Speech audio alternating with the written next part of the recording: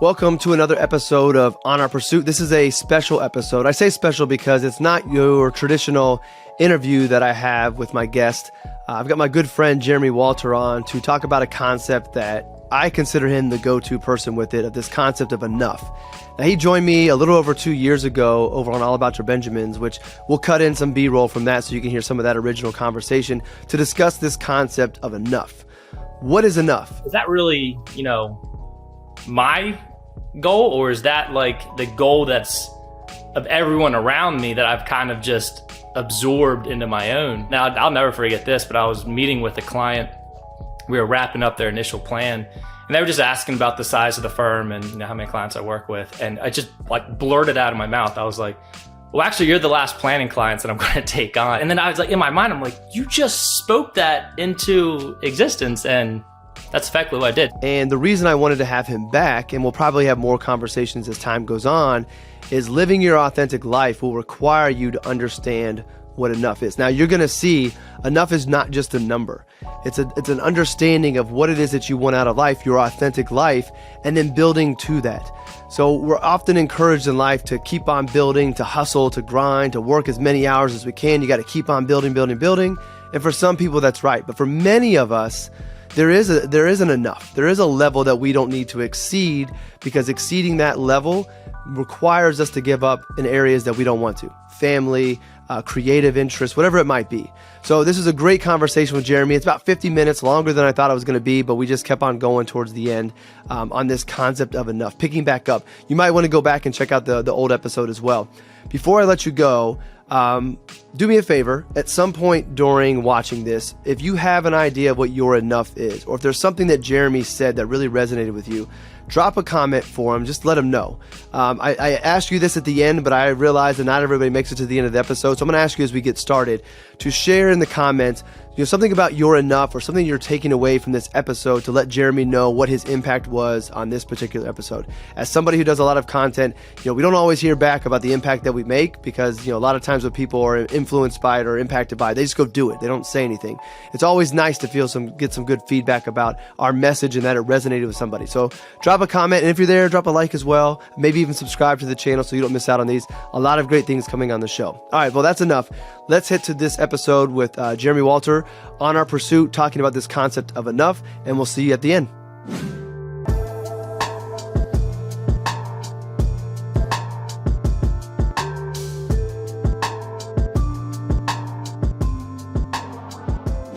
All right, so hopefully the editing did a real good job of taking a little bit of our last conversation of enough from a couple years ago and put that in the B-roll. So Jeremy, in the last year and a half, 2 years, has the definition of enough for you and how you think about it, has that changed, or is it still kind of where it was back then? Yeah, that's mind-blowing that it's been 2 years. I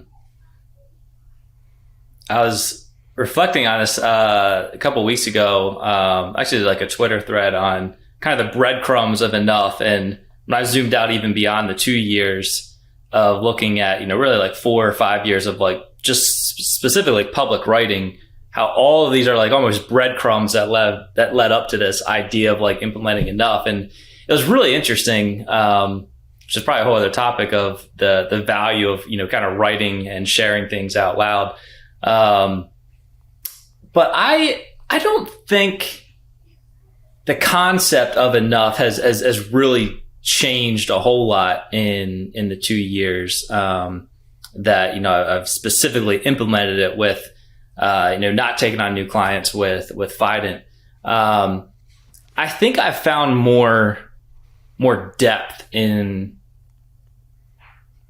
what enough is. Until you wade into those waters, there's you can kind of think about what it would be enough, but think about what it would be like to live in enough. But until you kind of put that hat on and kind of play in those waters, it's been really interesting to see it. And the big why in my own life was I didn't want to purposely grow my advisory firm beyond a certain head count, because I wanted to, really invest a ton of time into into my kids, 4 kiddos, and into my family. And, that hasn't changed. And it's been really rewarding to kind of see some of the fruits that came from that. But maybe a nuance of enough that I certainly wasn't expecting was this extra creative outlet that kind of emerged from it. Because once I took some of the pressure off of like growing the firm, it created this new creative outlet that I was able to kind of do some, in Jack Butcher language, build once, sell twice material that I had zero pressure in doing. Like my livelihood wasn't, based on it, because again, we had defined what was enough. It was just kind of like a creative outlet. And that's been really fun to see. And I think that's an interesting nuance of wading in these waters of like, man, you've got so much more freedom to experiment, around with different things. And if it completely fails from an economic monetary standpoint, like it doesn't matter. But it's just this fun creative outlet. And then if it takes off, then it's just kind of extra bonus. So the concept of enough, I don't think has changed a whole lot, other than just the depth of the idea has just been extremely fulfilling. And as I talk about it more with, especially other financial advisors kind of in our space, it's just becoming more and more of a passion of mine to challenge the default settings of our industry of, being in perma growth mode, which again, I'm like quick to say, like, it's not wrong. Like if you want to always be growing like that, more power to you. Just examine what the default settings are. And that's becoming more and more of a passion of mine, of just helping people ask questions of, what am I doing, and, why am I doing that? I was going to hit on the breadcrumb stuff real quick, because I've experienced the same thing. It's kind of cool when you go back, whether it is documented content or just even your thought process, and realizing how all this time leading up to today, there's been things along the way that I can identify and say, well, of course that's why I think this now. I was already kind of on that way back then. And I wrote my daily note today for Angie's birthday, which I appreciate the message you sent. Yeah. And even looking back at our relationship back then, when I would joke around with saying that we're on the same frequency, and I would send her words from like my mind to her and she would get it. And then you fast forward nearly 20 years later, and I'm reading about metaphysics and the law of attraction and kind of like wavelengths and frequencies. And I'm like, how did I know that back then, even though I didn't know that I knew it back then? And it's like, it's really cool to pick those breadcrumbs as you go and see how you've always been going down this path, but in the moment you didn't know it. When you started talking about that, I could see that in my own journey. And what I love about this idea of enough is, I know you talk about it a lot from the advisor standpoint and how we want to build our practices, and do we want to grow big, and what's the reason why? But it's universal. And I'm sure you're having these conversations with your clients to help them figure out what their enough is, so then you can go do the work as the planner to help them live that life of enough. And from my standpoint, I certainly didn't come up with this idea, but I've always enjoyed listening to you talk about it and talking about it with you and Ashby. Shout out to Ashby. But I think that, we live in a society that doesn't encourage us to identify enough. We're in a society where it's, you've always got to be hustling. If you're not working, you're falling behind, and you got to keep on grinding. And more people are, I think, maybe coming out of COVID, thinking about their lives and seeing how things were different when they weren't always on the run, and maybe reprioritizing things, and maybe being more open to saying, you know what, I don't need all that. I don't need to progress in my career. I don't need to start another business, what it might be, because what I have is enough. So with that enough is, individual. There's not a universal definition of it. How do you? Which we want there to be. On some degree, like it'd be easier if like, well, I hit my number. Right. But anyway, yeah, totally. It's so individualized. So how do you work through, either thinking for yourself or for clients, how do you work through this concept of figuring out what is enough? Like, how does somebody figure that out? How do they define that? How do they begin to figure out what is enough, and what are the things they need to be looking at? Because it's not all money. So plug for the book that the AGC just put out, More Than Money, sitting on my desk. It's not just all about money. Like, money certainly is a component of enough. Yep. But how do you help people figure out what their enough is? Yeah, it's funny. That's another thing of that depth that I talked about of, has it changed in the past 2 years? That's something I've realized. It's not, I don't want to, maybe I do want to downplay money a little bit. Money is definitely not the primary driver of this. It comes from your values and, and what is really important to us. I don't think there's many people, careful with my words here, but I don't think there's many people who, if you were to ask them what was important to them, they would say, well, I want to earn X amount of money. I want to accumulate this amount of dollars. I want to, outperform my neighbor and my friends and the growth. Like, they wouldn't say that. What they would say is, my kids are important. Getting involved in my community is important. But when you start peeling back the actions that we're doing and, and the goals that we're setting, and the potential disconnect between what we say is important and what we demonstrate is important, it's really interesting. And so I think the starting point is getting really clear with ourselves. And, I think financial advisors have a tremendous opportunity to speak into our clients' lives with this. But even, if it's with a close friend or a spouse or, whoever it might be, getting really clear on what is like truly important, not just what I think I should say is important, but what is really important to you, and prioritizing that. So again, like I said, like, no one says that I want to go earn $500,000 a year. That's my primary objective. But when you start like peeling back the actions that they're taking, like, those things might, that $500,000 goal, like, their actions might be speaking more towards that objective than quality time, with their kids or whatever the example is. And so I think it's getting clear on, what are my personal values? What is it that's most important to me, on surface level, but then spending the time to get beneath surface level and really identify, hey, what are the disconnects, in my life that might not be, supporting, what I say is important to you. And there's this great quote out there. I'm totally blanking on the guy's name. Mark Buchanan, I think. He says the way he measures his busyness, which is, I think, can be correlated to enough, is how much or how little do I care about the things that I care about. And that really struck me of like, okay, I say I care about my kids. I say I care about my wife. But in my daily actions and, my weekly plans, how much do I really care, about it? Or how much am I showing them that I care about that? And, if we're humans, it's never going to be a perfect 1.0 correlation. But, if there's a disconnect there, like I think that's a potential starting point of going down this path. And another idea of the depth of where I've kind of grown in this is I used to think that financial advisors might have been in like a unique position to define like what's enough.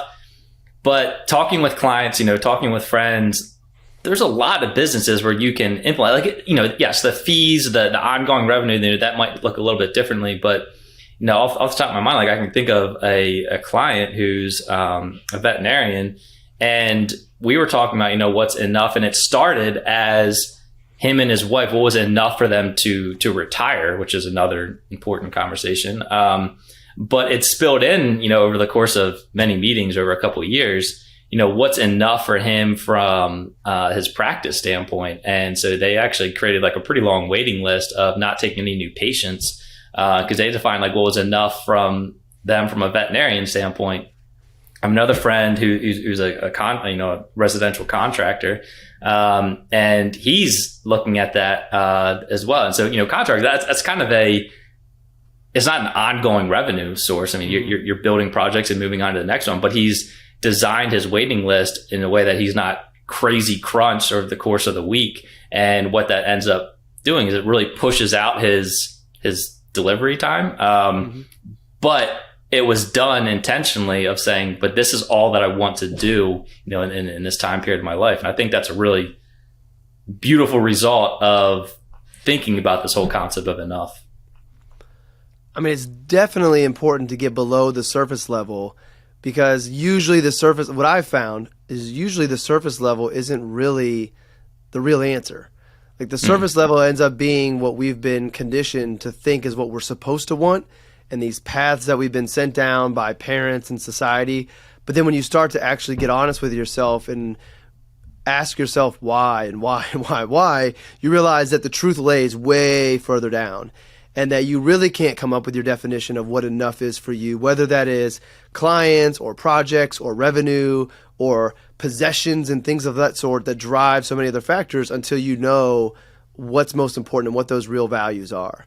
And that's where my obsession with this connection of spirit, mind, and body come to be, because I think that if you're able to connect spirit, mind, and body, money is the last part of my phrase, for the very reason you said, is it's not the most important. Like, money is important.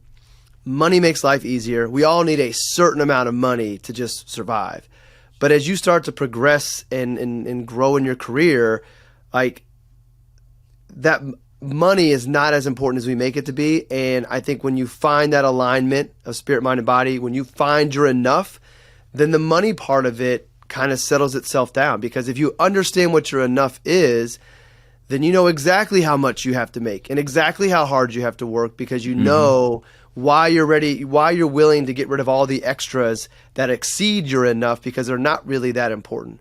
But that takes a lot of personal work and growth and honesty to even be able to come up with that. But like, I think of enough as it's not even just the number or the business side. It's, how big of a house do you need? Do you need to upgrade to a house? How many cars do you need? How much clothes do you need? Like, what actually in all of those things become enough? Because then when you figure that out, that spills over into the numbers of how much money do you need to live, which then comes into how much do you need to work and how many projects do you have to afford that lifestyle. And until you sit down and really identify that, you're just guessing. And when you guess and you don't know, you just keep on going for more because you think that's what you're supposed to do. Yep. Yeah. I think that, alongside of, examining your calendar, is two incredibly insightful ways to kind of get beneath that surface level of, really seeing. Because, there's that old saying, the checkbook and the calendar never lie. And whatever the modern day equivalent of that would be, how we spend our time and how we spend our money. Those are what's the most definitive ways for someone to examine what's important to us, for sure. What's been some of the things you've done personally? You don't have to get like too deep into the personal side of things, but what have been some things you've done to help yourself figure out enough? So I know you mentioned, examining the calendar, but like, and you might be different in a good way than most people, in that you're very intentional about your life. And for as long as I've known you, which is got to be damn near 10 years now, maybe not that long, 8 or 9 years, you've always been intentional. So not everybody is intentional as you, but what have been some exercises that you and Lid have gone through to help you figure out really what is enough, so that you can hold your calendar to that standard and you can hold your finances to that standard? Like, if somebody doesn't even know where to begin, like, what have been some things that you've done to help you figure out what your real values are? I think a big thing, and I might have mentioned this a couple years ago too, personally, is I take the fancy term solitude retreats, but it's nothing more than kind of getting away by yourself, with your thoughts. Put your phone on do not disturb, or don't even take it with you. But, just getting away and, sitting down. And I'm a big journaler, so, I usually think better when I write things out. But, just getting away from kind of the day-to-day stuff and zooming out in our life and saying, okay, how am I doing, in these different areas of life, or what are some lessons that I'm learning? That to me was a huge tool in getting to have the confidence of saying, okay, I'm going to publicly, declare, what's enough, and take some pretty arguably drastic life action, from that.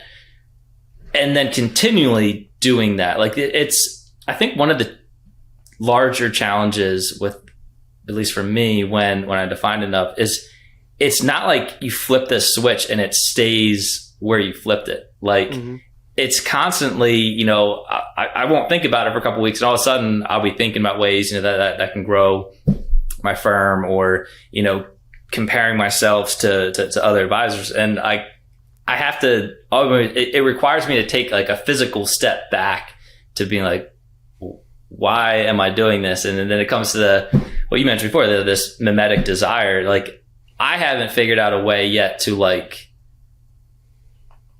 turn that off permanently. It requires ongoing, review. And so for my standpoint, it was getting away in these solitude retreats.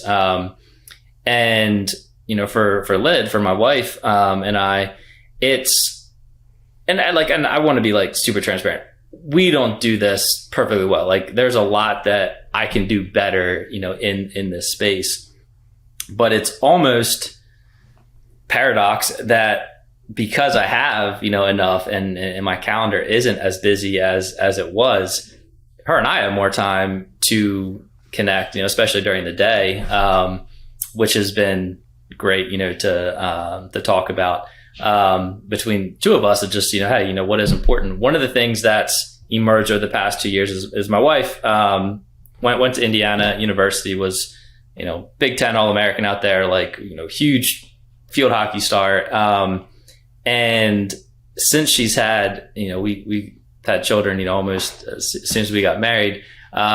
But she's been able to kind of get replugged back into the field hockey world for the past, probably a year and a half, but it was after I kind of defined what was enough. And what's cool about that is like, I love seeing her have and fulfill that passion. She's helping coach the high school, field hockey team, and, really involved in a bunch of other aspects. That's somewhat doable, because I'm able to, again, not have the hours required if I was growing, an enterprise firm. That's been really cool. And so that's afforded us the ability for her to kind of pursue her passion, but then also affords us the time to really kind of connect on a somewhat regular basis. I just want to make sure that, the listeners and viewers don't miss that part of the definition of enough for your business has allowed your wife to go pursue something that she loves. And that, again, enough, it comes back to numbers in the long run, but it's not always about the numbers. It's about, your business is at a level where it's enough for you not to have to take on more. You guys are good and covered, which allows her to go do something she enjoys. So my fear is in conversations about enough, it's always going to go back to money. Like how much money is enough? And again, it's important to get there, but I think you think more about those types of details, the lifestyle details, and then take that to figure out what the number needs to be. But I think that enough really is more qualitative than it is quantitative. And then once you figure out the qualities of the life that you want, then you can go put the numbers to it. And then you can work backwards to it. Yep, you build towards that. And again, these are my personal values. Other people can have other personal values, but the kids, our kids, we got 4 kiddos, 2 years older than they were 2 years ago. So 13, 10, 8, and 4, like they're hitting a busy stage of life for, just being involved with sports and different extracurricular activities. And I want to make sure I'm in a position where I can attend almost all of them. Like I recognize I'm not going to bat, 1,000 on that, but I want the default switch to be that I am in attendance, or I am helping, transport them. And instead of, hey, I can get off work early, or, I don't need to work this evening so I can help there, rather than like making that the exception, like the rule is no, I'm going to be there. And again, that was a family value, a personal value that living in enough allows me to do, again, not perfectly, but on a pretty consistent basis. How do we handle allowing enough to grow? Or does enough always stay enough? I think that as time goes on, like the definition of enough will change given the stage of life that you're in and things of that sort. But so, we could allow enough to just continue to grow and the goalposts always move and we ever actually get to experience enough.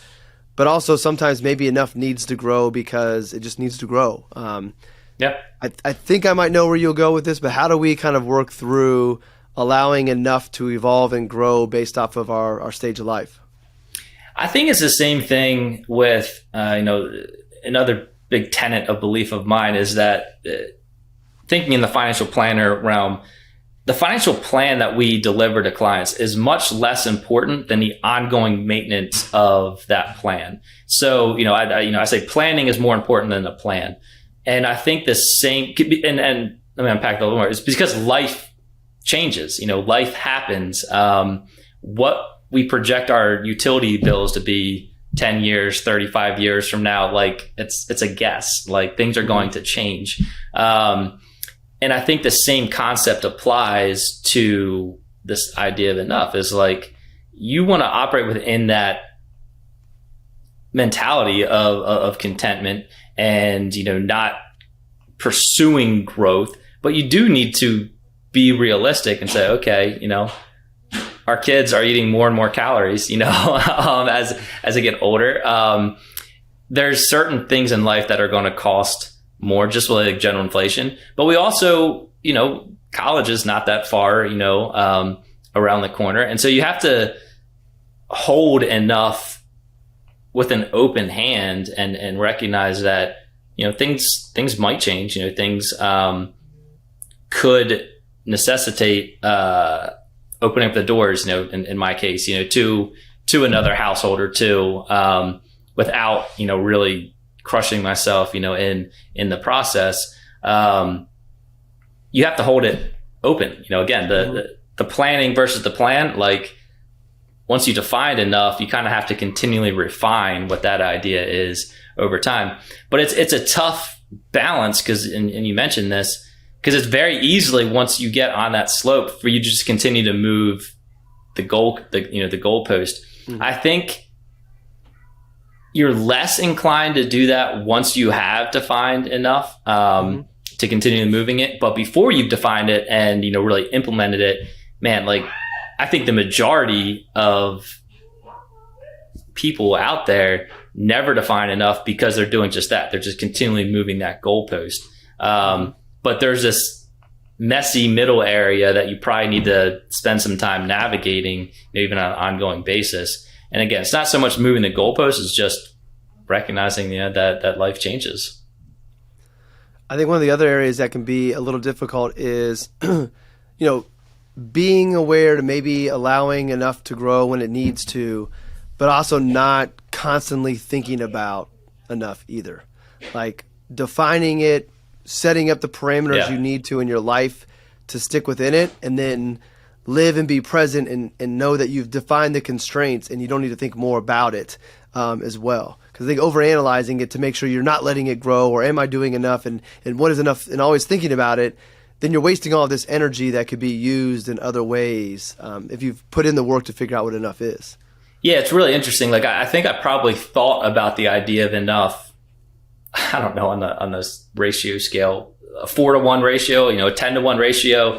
I've thought about the idea of enough way more before I implemented it than after I have. Like, I'll think about it if I sit down to write, or if I'm, talking with the client about it, but it's not an ongoing, loop in my head as much as it was beforehand. And I think that's another, another pillar of the beauty of saying is like, it's something that you don't have to wrestle with anymore, at least on a day-to-day basis. Is there once you cross that point of thinking about it a lot, because I know you and you overthink sometimes, and I say that with nothing but love, thinking about it to, okay, now I've figured it out. Was there Like, did it just feel right? Like, I believe that our intuition and our heart, like a lot of stuff in this realm, there's a feeling to it. And that once you made that commitment, you figured out what enough was, did you notice just a different feeling in your day-to-day living? Yeah. And again, some of that novelty probably started to wear off. But I remember, so like I stopped taking on new clients at the end of 2020. I remember for like the first half of 2021 being like dumbstruck with the freshness of like that new mentality.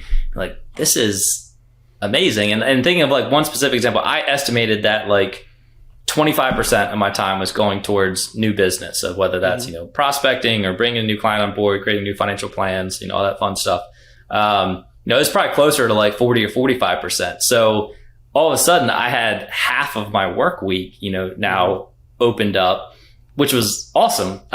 Sometimes I just wasted time, but a lot of times, I was able to, plow that back into my kids or, helping out my wife. That also led into some of the creative ideas that I talked about earlier.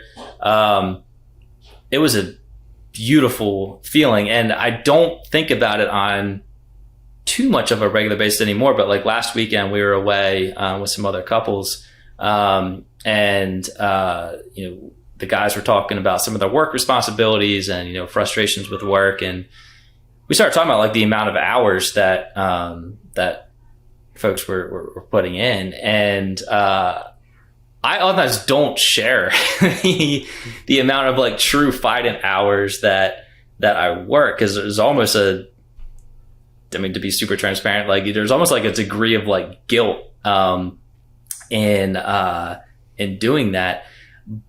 But that conversation, was another breath of fresh air. I mean, like, wow, like I'm really grateful that we're able to be in this position, and I don't carry a lot of that stress. This is again in the conversation with the husbands, with the guys, but also them relating that on to the stress that then carries to their wives because of the obligations that they have with work. And I'm like, yeah, I was in that, for the vast majority of my career. And it's been a while since I thought about kind of the freshness of it. Or even yesterday, like this is actually a perfect example.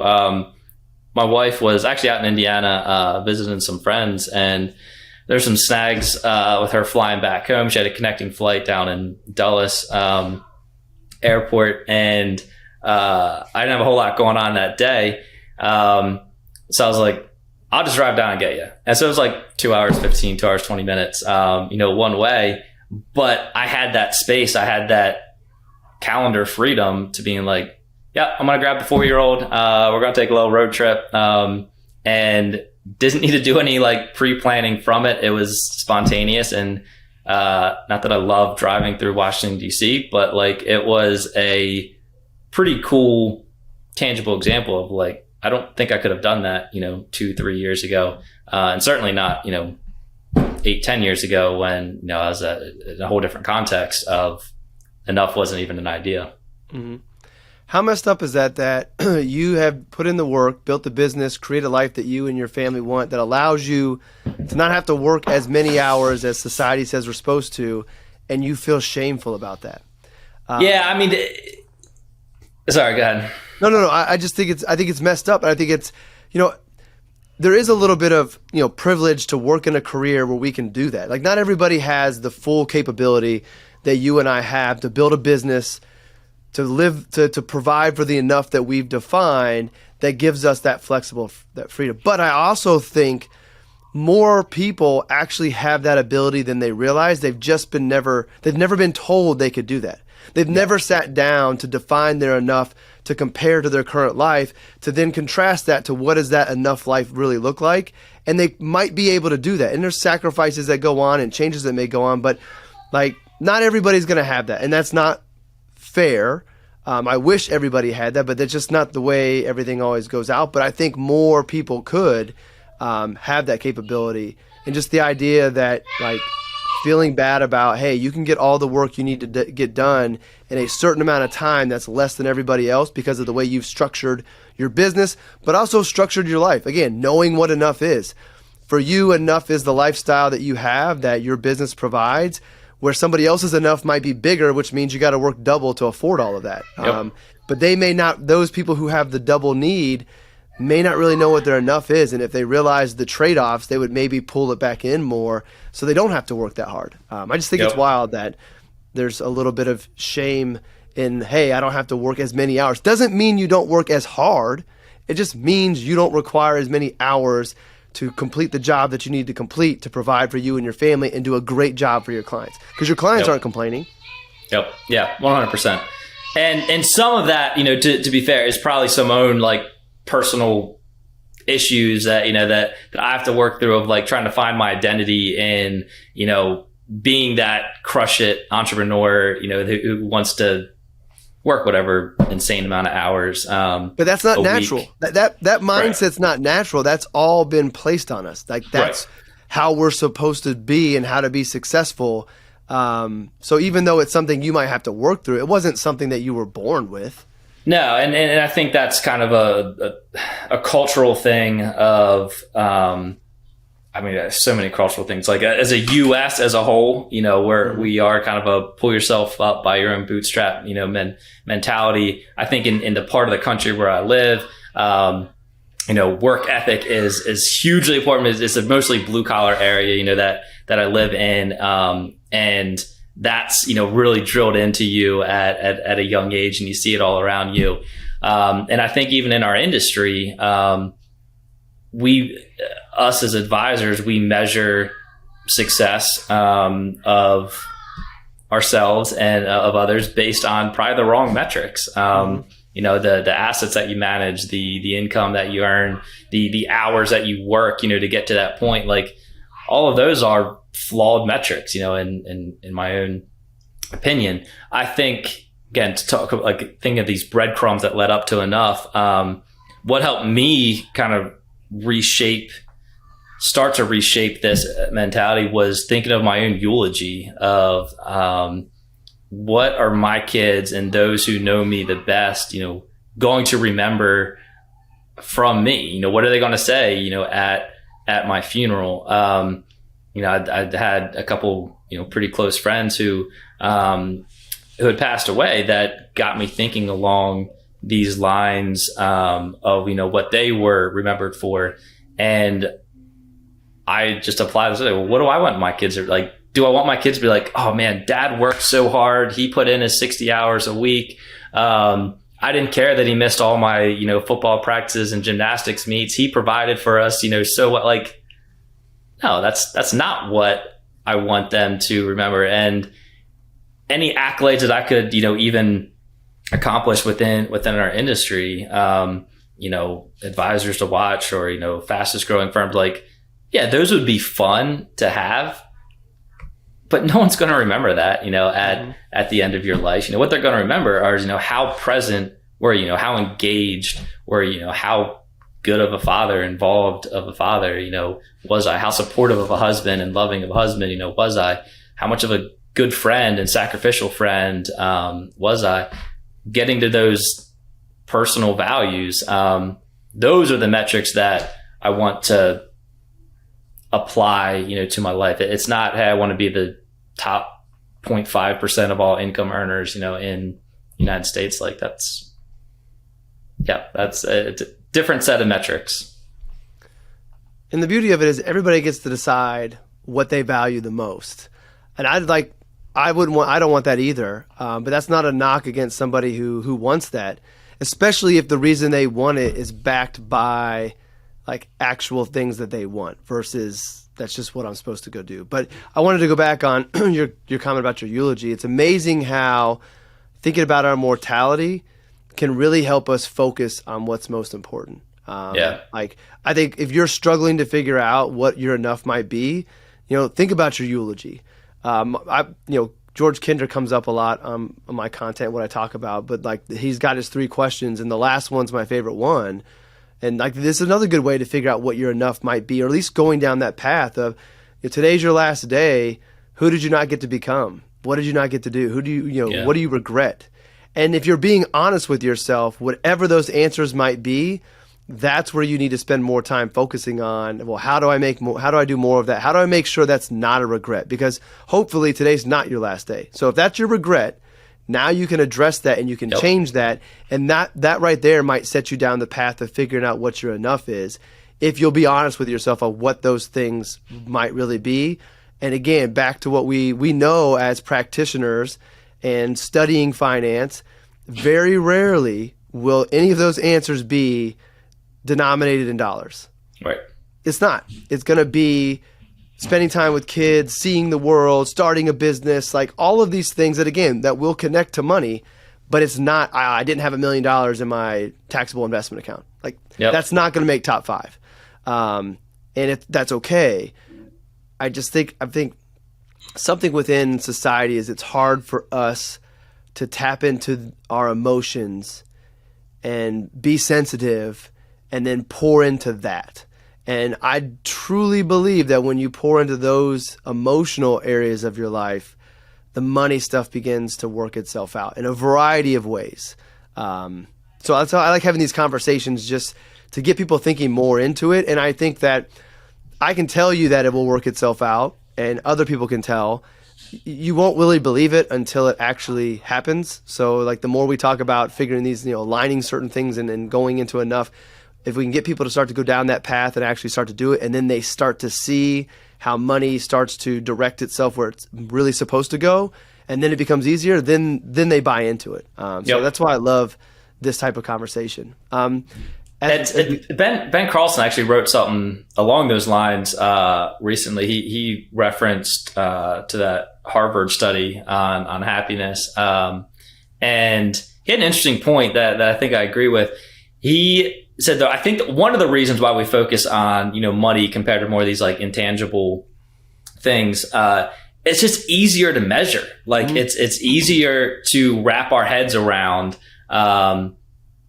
in defining what success looks like to us. It's and not just like dollar signs, but like the types of cars we drive or the homes we take, vacations we take.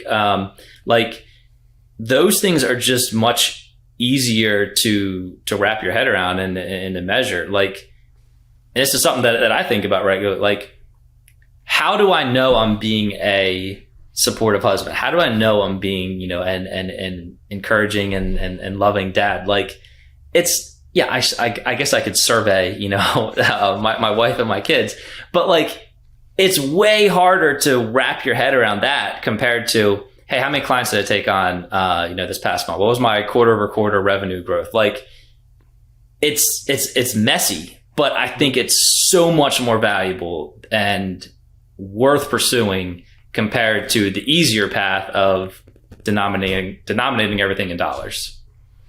And when you're measuring in dollars, like, who are you measuring against? Right. You're measuring against other people, and like what other people have or do really shouldn't matter to you.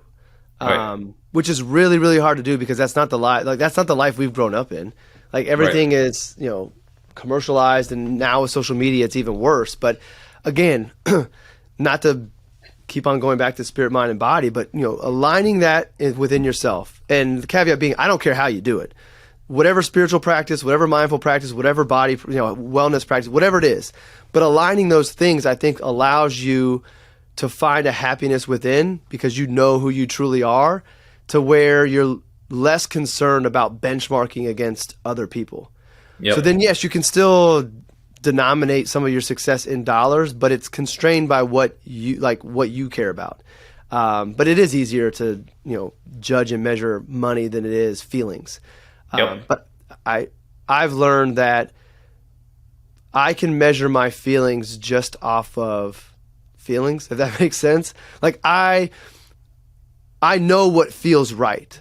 And I don't know if that's a self-awareness that over time I've worked on developing, but when it feels right, it feels right. I don't need to know that. I don't need to survey the boys to see if I'm being a good dad.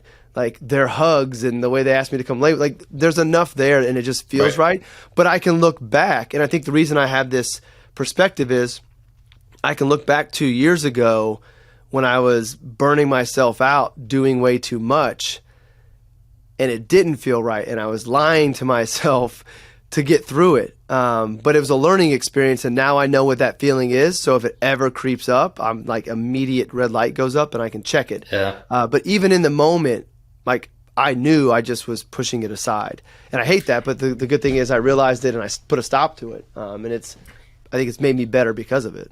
And the trickiest thing with that, again, kind of walking with you through that stage of life and seeing it in myself and in others, when you're so busy and, you know, so driven by, you know, whatever objectives you're chasing, you don't have the time to reflect. And so those warning signs can just get quickly dismissed because you don't have the margin, you don't have the space necessarily to evaluate them, which is like a double whammy.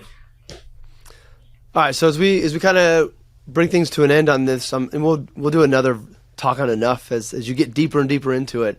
I consider you Mr. Enough because you were the first person I ever saw really talking heavily about it. You know, you don't have to say what, but is there more that you plan on doing on this subject matter, spending more time on it since you've got this creative time for it, and I know it's something that you really enjoy, have a passion for?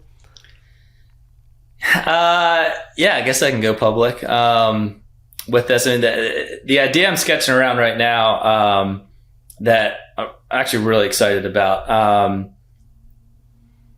is creating some type of product that helps, probably in the niche of financial advisors, but it might be broader than that. Just really walk through this exercise of, you know, asking and defining what's enough and what the implementation of that looks like.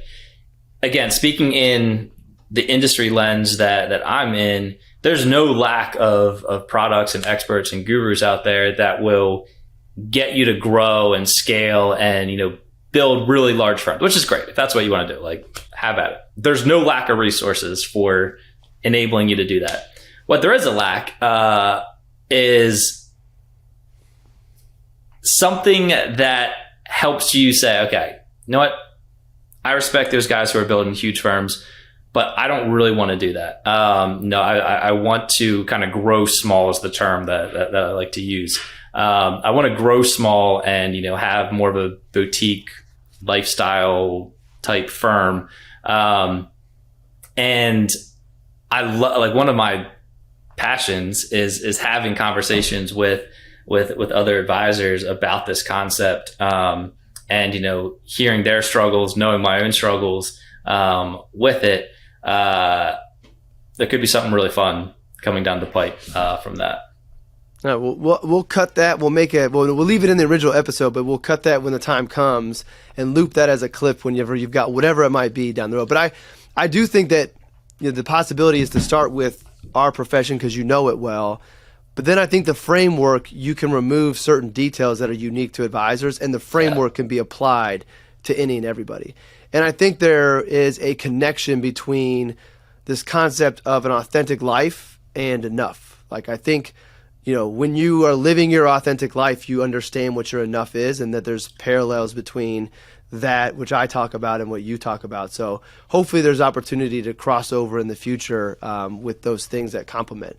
I think, I don't think you can have one without the other. Like, your enough is your authentic self. Like, if you're growing, you know, a big firm, but you really don't want to, you're just doing it because what, you know, you think you're supposed to be doing, like, that's not authentic. You know, that's not who you are. So yeah, that'd be really fun to explore that. Well, we'll figure that out. All right, man. Any parting thoughts on the concept of enough that you want to drop on listeners before we head out? I think my challenge would be to challenge whatever default setting you might be in. And I know that's vague, but take, you know, 2 hours, take 4 hours, like, just get alone, like, with your thoughts and just examine, like, hey, what are the default settings? What are the default expectations, you know, that are laid upon me, you know, whether intentionally or unintentionally, but what are those inner soundtracks that are playing in my head that might not be my authentic self, that might not be what I really want to do. Because my guess, and this was my own personal experience, they might not be what you want them to be. And so if, you're a young advisor and there's a lot of expectations, put on you to grow and, to really scale a firm, that might be fine for a season of life, but is that what you really want to do? If you're an entrepreneur in a whole other space, and all of your peers, are, in this perma growth mode, and you find yourself kind of running with them, again, that might be fine, but is there a way that you can kind of peel off from the herd and do your own thing? And that own thing might look like some idea of enough, whether that's enough customers, enough clients, enough money. But to kind of what we talked about this whole conversation, the way that you can identify that is to get really clear and not give, your surface level answer of what's important to you, but to get really clear on what are my personal values and, am I authentically, fulfilling those? And if not, maybe there's an opportunity there to make some pretty drastic changes. I have only one comment to add on top of that. I think a lot of times people are afraid to do that because of, it could totally change the identity they have for themselves. I think that exercise of challenging your core situation, what you're operating on now, is a win-win, because when you ask why and you challenge what you're believing and what you're doing today, and you find out that everything that you believe confirms you're doing the right thing, then you're doing the right thing and you're on the right path. Or if you realize that it's not what you really want, now you've begun to identify what will really make you happier and help you move to your true definition of enough in your true authentic life, that you're headed, you can direct the path down to where you're supposed to go. And that, that's messy, that's scary, there's changes that go on, but it's not like there's not a lose in this situation, because you either stay on the path you're on because it's right, or you have a little bit of discomfort and you get on the path you're supposed to go down, which will make any discomfort you go through worth it. I look at that as a win-win to challenge your beliefs. And even if you're on the path now that feels right, continue to periodically just challenge and make sure you're not just coasting down a path that was right for you at one time, but now you're supposed to go down another one. Everything kind of evolves as time goes on. So I think it's a great authentic and intentional. So if you do that examination and there isn't anything changes, like, well, awesome. That just means you can be more intentional with the path you're already on. Yep. All right, man. I always enjoy these conversations. I appreciate your friendship and your challenge of me along the years of enough and kind of encouraging me to go down that path. So appreciate you hopping on and taking time from your day to be able to do this and share enough with everybody else. Where can everybody follow you? Keep up to date with things you might be doing on this topic going forward. Yeah. We'll soon be resuming writing on Calibrating Capital, kind of my external website for my firm. About damn time. Looking forward to that.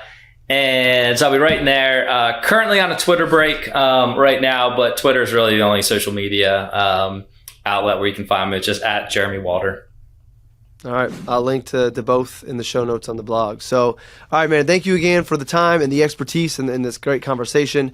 Everybody watching and listening, thank you for tuning in. If you have a definition of your enough, put it down in the comments. I'd be interested to see what it is, and I'm sure Jeremy would as well. And it's never a bad thing to put it out there, just as some accountability in the world. So thanks for tuning in. Jeremy, thanks again. And we'll see everybody next episode. And as always, let's keep pursuing.